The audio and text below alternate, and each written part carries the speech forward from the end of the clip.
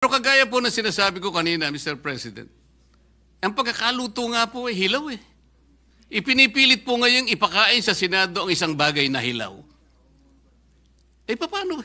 Sinabi po ba ng Supreme Court na wag na kayong mag-impeach? Hindi po. Binigyan po tayo ng guidelines. Alam po ba ninyo kung bakit binigyan na ng guidelines ng Supreme Court kung paano mag-impeach? Kasi po, Mr. President, if you recall, the Supreme Court issued a notice on July 8, 2025, requiring at least 11 information from the House of Representatives and the Senate. The Senate made a manifestation na wala po kaming maibibigay sapagkat lahat po niyan ay makukuha ninyo sa House of Representatives. Some of whom are here this afternoon, Mr. President, have underscored. Una, the Supreme Court decision was based on critical factual errors. At binanggit na rin po ito ni Minority Leader. And this has since been pointed out by no less than retired Senior Associate Justice Antonio Carpio. For example, the decision said that the February 5 impeachment complaint was transmitted to the Senate without a plenary vote in the House. A simple check of the records, specifically House Journal number 36, shows that this is false. Walang haka-haka. Those official records are plain for anyone to see. Sabi tuloy ni retired Chief Justice Renato Espuno, na siyang chairman ng Philippine Constitution Association, the Supreme Court was faced with a famine of facts necessary to make a decision invulnerable to constitutional assaults. Pangalawa, actions already taken under a prior and valid interpretation should be recognized as legally effective. Yan naman ay mula kay retired Justice Adolf Ascuna. The House of Representatives was operating under the regime of the legal doctrines in Francisco and Gutierrez, which held that the initiation of impeachment proceedings begins from referral. Kung unconstitutional pala na sundin ang legal doctrines, in the words of Justice Ascuna, that is legally unfair. Paano nga naman unconstitutional kung sinunod lang nila ang patakaran ng mismong Korte Suprema? Dagdag pa po sa isang desisyon nitong 2020 lamang, Madreo versus Byron. Sabi ng Korte na kung may pagbabago sa doktrina at interpretasyon ng batas, dapat prospective ang aplikasyon nito. At ang pangatlo at huling punto, mistulang nadagdagan ang requirements sa proseso ng impeachment na hindi naman nakasaad sa ating saligang batas. These new limitations, Mr. President, are not found in our fundamental law. Wala yan sa konstitusyon at kontra yan sa accountability. One disturbing example, sabi ng desisyon, kailangan daw na isumite na ang bawat ebidensya laban sa opisyales sa pag-file pa lang ng complaint sa House. Dapat ba naka-attach na ang bawat bank slip, public record o testimonya ng witness na ihaharap kahit wala pa silang proteksyon ng Senate Impeachment Court? Ang tanong tuloy ng marami, realistic ba yan? Paano kung ang impeachment ay laban sa mataas na opisyal na kayang-kayang magtago ng ebidensya o manakot ng mga potential witness? Bakit humaba yata ang checklist ng proteksyon para lang sa impeachable officials? Samantalang ang taong bayan na nagtatanong, na naniningil ng pananagutan, sila pa ang pinahirapan. Sila pa ang nadagdagan ang requirements. Ayon sa Korte Suprema, an official facing impeachment does not stand to lose fundamental constitutional rights such as life, liberty, or property. Hindi buhay, kalayaan, o pag-aari ang inihahabla sa impeachment. Kung ang usapan naman ay due process, hindi ba't ang mismong impeachment trial na nga ang mismong venue para doon? Maririnig ang dalawang panig. May ebidensya, may magdedepensa. That is due process. So what are we afraid of? At dahil nandito rin po sa gallery ngayon, Mr. President, ang isa sa mga constitutional commissioners na si Christian Monsod, di lalo po akong confident na mag-take exception sa isang sinabi kanina ng good gentleman mula sa Taguig at Pateros na dapat mahirap ang proseso ng impeachment. Kontra po doon ang pananaw ng Constitutional Commission kung mababasa po natin ang records ng deliberations ng komisyon, partikular sa panig ni Commissioner Regalado. Muli, patuloy nating nirerespeto ang Korte Suprema. Pero pwede mong respetuhin ang isang institusyon habang nagtatanong at pinag-uusapan ang kanyang desisyon. In Firestone Ceramics Inc. versus Court of Appeals, the court conceded that it is not infallible. Should any error of judgment be perceived, sabi nila, it does not blindly adhere to such error. In this jurisdiction, rectification of an error more than anything else is of paramount importance. In the 2010 letter that I mentioned earlier, the UP law professors said that the position of the Supreme Court as the final arbiter of all controversies requires competence and integrity completely above any and all reproach. A breach of these values, the professor said, does violence to the primordial function of the Supreme Court as the ultimate dispenser of justice.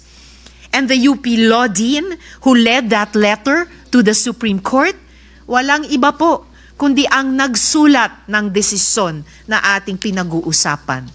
Dear Mr. President, dear colleagues, I believe this decision is of the highest public interest, whose consequences will echo through time and history.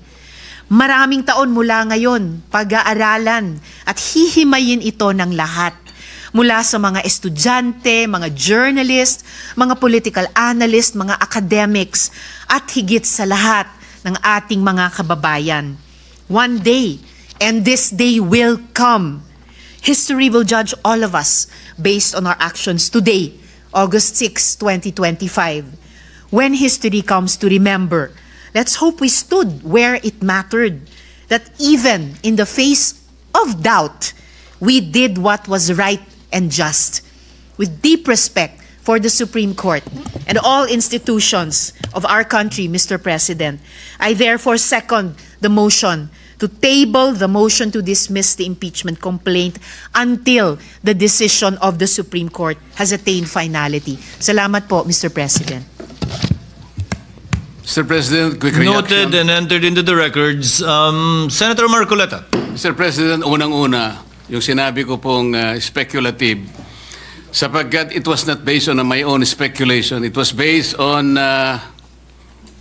my long practice as a litigation lawyer. Wala pa po akong nakitang isang unanimous decision. Ewan ko lamang po kung merong magbo-volunteer ngayon na abogado in the last 40 years na sinasabi ang isang unanimous decision na ang karakter niya ay sinabi na ab initio, void ab initio, unconstitutional, violative of due process. Maybe if we can speculate that all the members of the Supreme Court, after the filing of the motion for reconsideration, will resort to their worst, will resort to the worst angels of their nature. Maybe, baka ganun lang. What do we expect? We expect that 8 of them will reverse themselves altogether? Kung sakasakali naman po na in-archive natin or whatever word is applicable at sinabi under miraculous circumstances, sinabi ng Supreme Court, we are all reversing ourselves. Di continue natin. Anong problema? Pero kagaya po na sinasabi ko kanina, Mr. President, ang pagkakaluto nga po hilaw eh. Ipinipilit po ngayong ipakain sa Senado ang isang bagay na hilaw. Paano? Sinabi po ba ng Supreme Court na wag na kayong mag-impeach? Hindi po. Binigyan po tayo ng guidelines. Alam po ba ninyo kung bakit binigyan na ng guidelines ng Supreme Court kung paano mag-impeach? Kasi po, Mr. President, if you recall, the Supreme Court issued a notice on July 8, 2025, requiring at least 11 information from the House of Representatives and the Senate. The Senate made a manifestation na wala po kaming maibibigay sapagkat lahat po niyan ay makukuha ninyo sa House of Representatives. Alam po ba ninyo na 4 sa hinihingi ng Supreme Court ay nandun po sa puso ng due process? Ano po yung hinihingi? Sinabi lamang po ng Supreme Court, pwede bang ibigay nyo sa amin kung lahat ng miyembro ng House of Representatives ay binigyan ninyo ng kopya at kailan? Pwede bang ibigay nyo sa amin ang timing kung kailan nyo ibinigay at binigyan, kung paano nyo sila binigyan ng pagkakataong mabasa yung impeachment complaint? Pwede nyo bang ibigay sa amin kung every article of impeachment ay nakalagay doon ang mga dokumento na nagpapatibay ng artikulo? Pwede nyo bang ibigay sa amin kung nagkaroon sila ng pagkakataon talaga na mabasa yung impeachment complaint? Alam po ba ninyo kung anong sagot ng Solicitor General in behalf of the House of Representatives? Ito po yung sagot nila. It is the position of the House that these matters pertain to its internal proceedings, which have always been regarded as beyond the jurisdiction and scrutiny of this honorable court. Sa Tagalog po, wala po kayong pakialam dito sa amin. Yung inihingi po ninyo, kami lang po yun. Para tinatanong lang naman po binigyan nyo ba ng pagkakataon sila na mabasa? Bakit? Mahirap po ba sagutin yun? Ano pa po sinabi? This is especially because the matters referred to, the preparation, circulation, and perusal of the impeachment complaint as well as its attachment are not governed by specific constitutional provision or the House rules. So dahil po wala sa Constitution at wala rin po sa House rules,